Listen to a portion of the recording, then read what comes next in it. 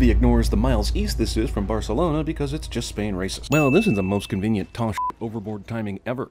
If this guy had slacked off on the job just 4% more, Bourne would have drowned. Stuff I don't need to see in order to believe it happened. Yeah, I'm trying to help this guy, but what the hell? I'll also open his existing healed scar just to snoop about inside his body. What are you doing? Amnesia or not, Bourne decides that the best course of action is choking the guy who needs to speak in order to give him information. What's your name? I don't know. Amnesia. Fishing boat makes a guy with bullet wounds work for his supper. Bourne grabs this baton, and the other guard decides not to at least try to beat Bourne's brains in. So he's got the innate amnesiac knowledge to speak German and disarm 2 cops, but not to avoid sleeping in the most obvious discoverable place possible? He goes on to claim that he's just survived an assassination attempt. Things you could have heard in the tape if I just let it play, but decided to stop it so I could talk about what he says in the tape. Unless you confused it for Gemeinschaft Bank, Cleveland. I don't know where he rested after beating up those cops, but he should have picked that in the first place. He'd still have a jacket. Here's a visual roll credits. Handy American Embassy is here just in case you're being chased by cops at this very moment. I'm an American. Something my passport should be able to tell you, but I'll emphasize this point mainly because I like bragging about it. You! Red bag! The red bag! This guy who's just been informed that Bourne is wanted for assaulting 2 cops decides to make a scene in the US Embassy, rather than trying to take him down quietly, which also gives Bourne some time to plot his escape. Guy with gun waits until he's in Bourne's gun-grabbing range to pull out his gun. Bourne casually checks the evacuation plan and assumes there's absolutely no guards up here ready to take him out. With no room to get the proper momentum to kick the door open, Bourne succeeds, because American engineering, I guess. Also, what's up with this fire exit? Why isn't an American embassy fire exit up to code? Is this the haunted section where nobody goes, so they said f it when it came to safety? This bag falling to the ground reminds me that guards rarely ever seem to check the back exits of a place when it comes to chases like this. These guys taught the people in Incredible Hulk how to hunt down people, who in turn taught the Fast Five guys. This dummy doesn't see the obvious red backpack in the snow below. While I personally think this free climbing down the building scene is rad, I have always wondered why the high-security US Embassy has no security cameras outside the building to catch this kind of shit. Or even him in the alley here in a minute. Icy ledge proves no match for Jason Bourne's icy grip, as snow is just pretty to look at and causes no problems in situations like this. Marie casually walks to her car, seemingly unaware of all the commotion in the embassy, despite the fact that she was just there a second ago. And I guess they're just letting people leave during the manhunt?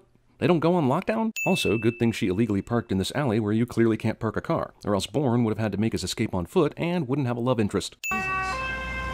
Still nobody checking the back exits, huh? Oh, I see. The embassy itself doesn't have access to the exterior security cameras, but the CIA back in America does.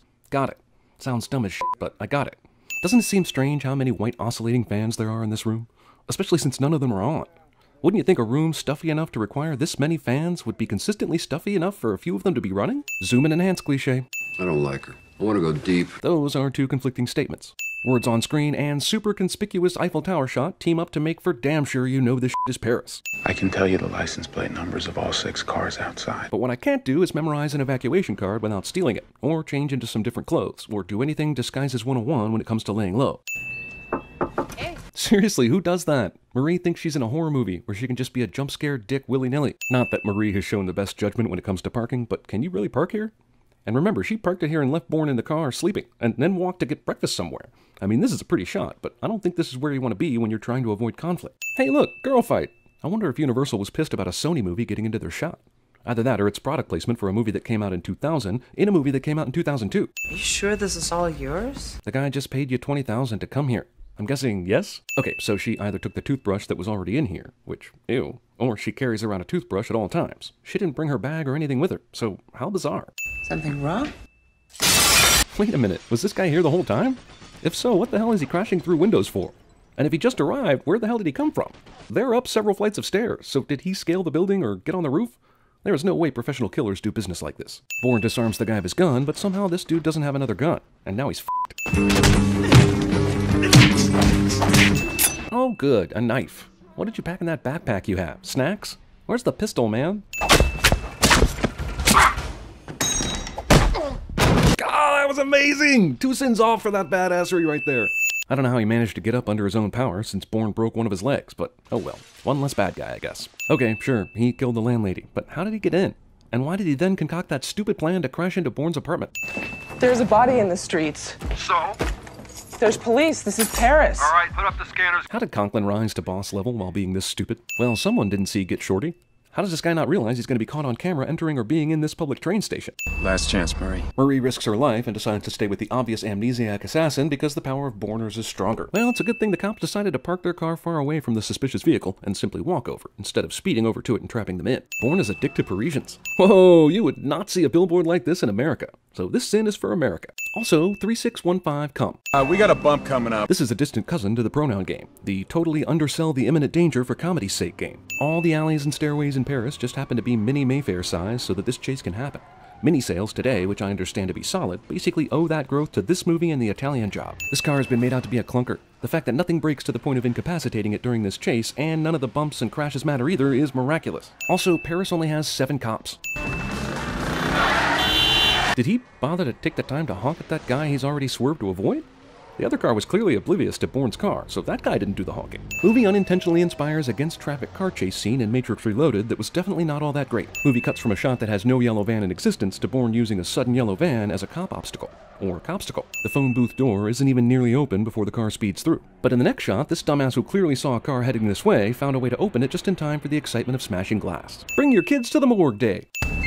Distracted driving. This girl can't dye her own hair, apparently. Whatever, as long as they bone, I'll take any flimsy excuse the movie can muster. Also, interesting that they chose the doggy-style formation for hair dye application, instead of any of the traditional non-sexual hair dye application positionings. Wow, if the barbering is going to be this rough, imagine what the sex will be like. Jeez, man, does your dick have amnesia too? Jason porn. Hey. It's at times like this that I say to myself, they definitely didn't use condoms. Did they just wing it and hope for no consequences? I wiped the whole place down for fingerprints. But if they decide to use a blacklight in this place, it's definitely going to give us away. Hey everyone, Eiffel Tower again. Remember where we are? Now, back to the action. If they want to kill me, they better kill me the first time. Foreshadow irony. What kind of war we are fighting? But that is Okay, a couple things here. First off, the guy behind Wombosi is completely gone now. And second off, the professor was able to properly aim and kill Wombosi in the split second he appeared in the window. Sure, the cigarette-smoking man was able to tell the professor he was coming down the stairs, but how did he time and aim that shot? He doesn't even have a great view. I can see more reflection than I can see inside the building. I need distances. No one will be seated during the Ocean's 11 portion of the movie. I also need a head count. Basically, I need you to become a super agent like I am in like 5 minutes. F***ing movie has the balls to show a Paris establishing shot that does not contain the Eiffel Tower. The nerve. So I'm Kane. Hey, I just had a meeting as Kane. They said... A person with obvious important information is constantly interrupted by condescending douchebag cliché. It says that he chased the man off the boat and shot him twice in the back. And then the man somehow survived all that blood loss, was unconscious for hours, floating in the water, and never died because Bourne. Seriously, almost all law enforcement in this movie decides that surprise is not an option when trying to take down a lethal assassin. Let's just camp in front of the hotel. This is blown. She has already seen her picture alongside his on a wanted sheet. So why is this moment some kind of epiphany for her again? Boy, great police work, really brilliant. Conklin would be amazing at cinema sins. Beg, borrow, hack, tap, bypass, I don't care what you do. Patriot Act. Bourne is addicted to Marie's friend's door, and has no patience whatsoever. The coincidental timing of Bourne and Marie and the dude who owns the house is inconceivable. It's inconceivable coincidence. There's a really good reason for this. Well, that bloody well better be. She never tells him the reason. Cute scene of this asset Batmaning her, but all movie long they've been sending information and orders to this prick by cell phone. So why they need to bring ink and paper into this now? Look, I know they came here to hide out, but surely he knows that this place is on the grid.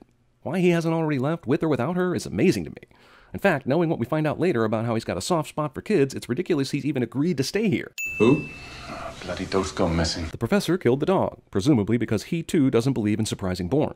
I mean, did everyone in this movie forget he's a trained, amazingly intuitive assassin? Bourne just assumes the assassin outside is not on this side of the house he exits. Thankfully, he's right, but Jesus. Man, I thought one of the virtues of being a cold-blooded sniper was patience. This guy has zero patience, and decides to completely expose himself in the middle of a field instead of laying low. You gotta get out, you gotta start running. Hasn't Lola done enough of that already? Just once I'd like to see the redial thing call the bad guy's mom, or sister, or Domino's Pizza. Okay, great, he's got a good vantage point where he can't be seen, but we're talking about top CIA operatives here. Don't you think they'd narrow down the possible places where he can see the bridge and still find him anyway? Boy, for a super agent, Bourne sure depends on a lot of other super agents to be terrible at their jobs. God damn it! Every f***ing one of these cars has an alarm. Bourne finds a way to shut off power inside the building without shutting off power or alerting the guards outside the building. You hear me? You failed. This is exactly what my college girlfriend said to me on our first night together in bed. You're the one who picked the yacht as a goddamn strike point.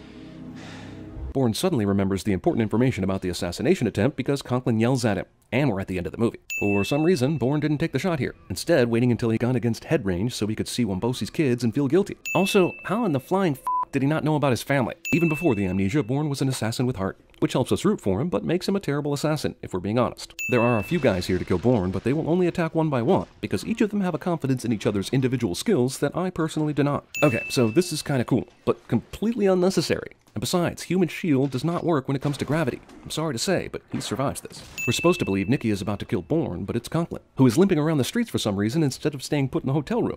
I guess he'd be dead anyway, but cool surprise, yo. This your store? Yeah. Marie doesn't recognize the obvious Matt Damon voice. How did he find her anyway? He has no resources because he has to lay low. So did he just find this place in a phone book? Marie's Scooter Emporium?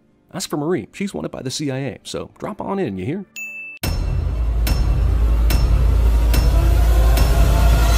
I always thought it'd be better to be a fake somebody than a real nobody.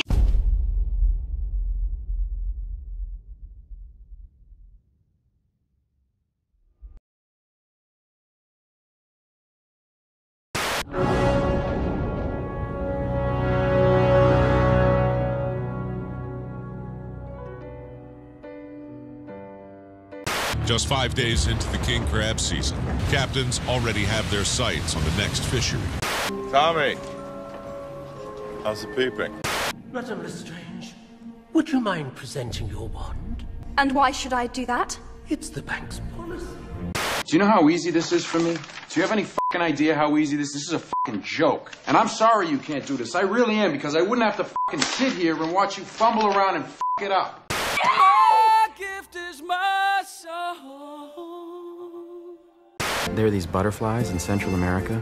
They're blue and orange and yellow, and they have poison in their wings. Just enough poison to stop a bird heart. But the birds know this somehow, so they don't eat them. I will not sit back and watch my only son become a Jesus, what is it with you?